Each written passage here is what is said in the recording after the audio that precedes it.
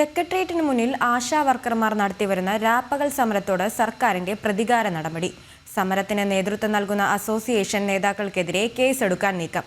അതേസമയം പോലീസ് നടപടിയിൽ പ്രതിഷേധിച്ച് സമരം ശക്തമാക്കുമെന്ന് Kerala ASHA health workers association അറിയിച്ചു.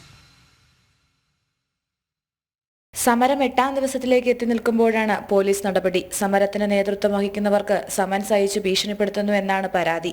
കലാപത്തിന് ആഹ്വാനം ചെയ്യൽ, നിയമവിരുദ്ധമായി സംഘം ചേരൽ, പൊതുവഴി തടസ്സപ്പെടുത്തുക തുടങ്ങിയ വകുപ്പുകൾ ചുമത്തിയാണ് സമൻസ്.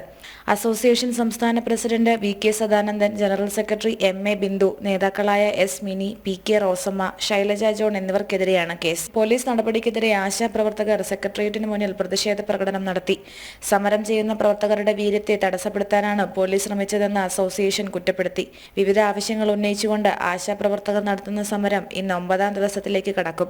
ഫെബ്രുവരി 20ാം തീയതിയാണ് മുഴുവൻ ആശാപ്രവർത്തകരെയും സംഘടിപ്പിച്ചുകൊണ്ടുള്ള മഹാസംഗമം. ജനം, തിരുവനന്തപുരം. മദ്യനിർമ്മാണ കമ്പനിയെ വീണ്ടും ന്യായീകരിച്ച് മന്ത്രി MB രാജേഷ്. പാലക്കാട് അഹല്യയിൽ മഴവെള്ള സംഭരണികൾ സന്ദർശിച്ചാണ് മന്ത്രി എലപ്പുള്ളിയിൽ സർക്കാർ അനുമതി നൽകിയ മദ്യനിർമ്മാണ കമ്പനിയെ പിന്തുണച്ച് സംസാരിച്ചത്. മദ്യക്കമ്പനിക്ക് അനുമതി നൽകിയതിനെ ന്യായീകരിക്കാൻ 1 മണിക്കൂറിലേറെ സമയം മന്ത്രി മാധ്യമങ്ങളുമായി സംസാരിച്ചു.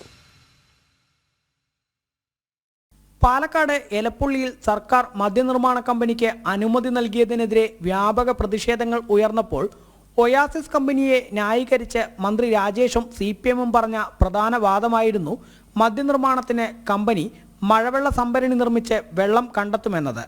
ഇത് കൂടുതൽ വ്യക്തമാക്കാൻ മന്ത്രി രാജേഷ് അഹല്യ ക്യാമ്പസിനെയായിരുന്നു ഉദാഹരണമായി ചൂണ്ടിക്കാണിച്ചത്.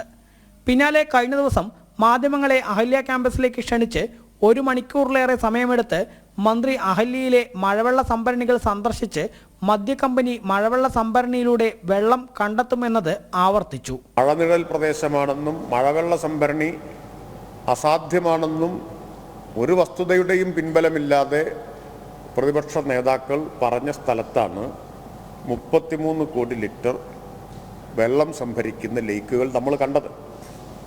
നിങ്ങൾക്കെല്ലാവർക്കും നേരത്തെ തന്നെ അറിയാം ഇവിടെ ബോട്ടിംഗ് ഉൾപ്പെടെ നടക്കുന്നുണ്ട് എന്നത്. ഓരോ ലേക്കിനോടും മഴവെള്ള സംഭരണിയോടും ചേർന്ന് കുളങ്ങളുണ്ട്. അപ്പോൾ ആ കുളത്തിൽ വെള്ളമുണ്ടാവും. അവിടെ നിന്നാണ് പമ്പ് ചെയ്യുന്നത്. അഹല്യയിൽ 3500 കുട്ടികളും 2500 അധ്യാപകരും താമസിച്ച് പഠിക്കുന്നുണ്ട്. 4 ആശുപത്രികളുണ്ട്, 14 വിദ്യാഭ്യാസ സ്ഥാപനങ്ങളുണ്ട്. ഞാൻ അവരോട് നിങ്ങളും സംസാരിച്ച് കാണുമല്ലോ.